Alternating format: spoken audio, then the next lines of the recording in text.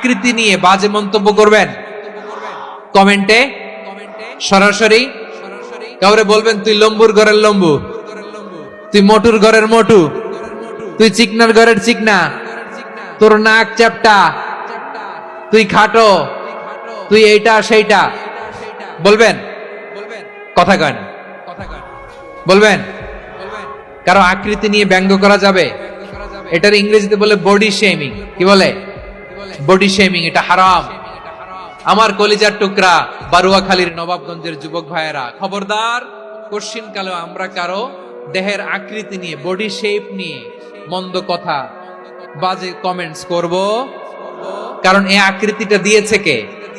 আচ্ছা, ও যে শ্যামলা, ওরে শ্যামলা বানালো কে? আর এই লোক যে ফর্সা, এর ফর্সা বানালো কে? একজন লম্বা, কে বানালো? আরেকজন খাটো, কে বানালো? তো লম্বা বানাইছে আল্লাহ, বেটে বানাইছে